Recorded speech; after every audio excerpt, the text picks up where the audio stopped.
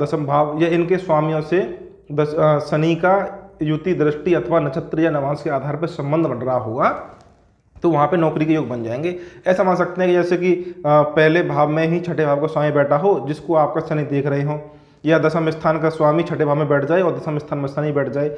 इस प्रकार से आप देखेंगे तो शनि की भी अनेकों अनेक स्थिति बन जाएंगी कि कुंडली के पहले भाव, छठे भाव और दशम स्थान से शनि का युति, दृष्टि, नक्षत्र और नवांश के आधार पे जितना गहरा संबंध बनेगा वह नौकरी के योग बन जाएंगे।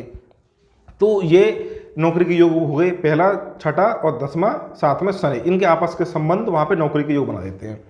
अब बात आती है यहाँ पे सरकारी नौकरी की, कि जहाँ तक सरकारी नौकरी करेगा अथवा प्राइवेट करेगा। तो सरकारी नौकरी के एकदम सटीक यहाँ पे आपको योग बता रहा हूँ कि कुंडली में आपके ज्योतिष में आपके 9 ग्रह होते हैं, जिसमें आपके सूर्य ग्रहों के राजा होता है, जिसको सरकार का कारक ग्रह माना गया है, और चंद्रमा को रानी माना गया है, जो भी सरकार के कारक ग्रह होते हैं। यानी कि 2 जो ग्रह हैं सूर्य चंद्र, वो सरकार को प्रतिनिधि हैं, सरकार के कारक ग्रह माने गए हैं।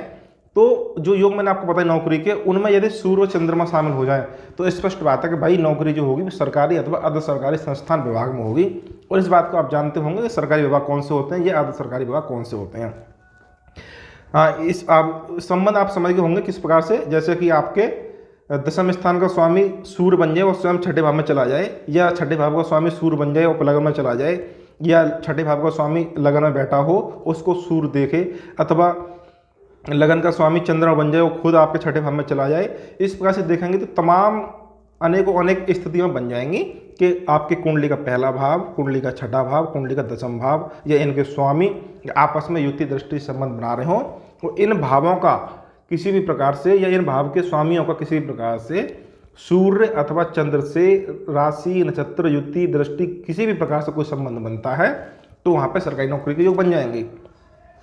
तो ये सरकारी नौकरी या तो पूर्ण रूप से सरकारी विभाग होता है अथवा अर्ध सरकारी विभाग होता है। इसकी आपको जानकारी होनी चाहिए कौन से विभाग सरकारी है, कौन से अर्ध सरकारी है। तो ये सिर्फ ये बताया गया कि नौकरी सरकारी होगी अथवा सरकारी नौकरी होगी अथवा नहीं होगी, होगी तो सरकारी होगी या नहीं, उसकी योग की जानकारी दी गई है।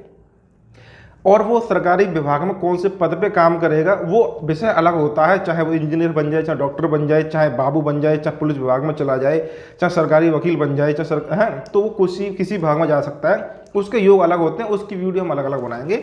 यहाँ पे सूर्य चंद्र के प्रभाव से छठे, दसवें और पहले भाव का जब संबंध बनता है और इसमें सूर्य चंद्र शामिल होते हैं तो सरकारी नौकरी के योग बन जाते हैं। इसमें कभी कभी कई प्रकार से यहाँ पे शुक्र का भी महत्व बड़ा होता है, क्योंकि शुक्र हमेशा प्राइवेट नौकरी की तरफ ले जाता है। यदि सरकारी नौकरी में ले जाएंगे शुक्र तो फिर वो उच्च प्रबंधन प्रशासन यानी कि उच्च सरकारी पद पर ले जाने की कोशिश करते हैं। तो शुक्र का अलग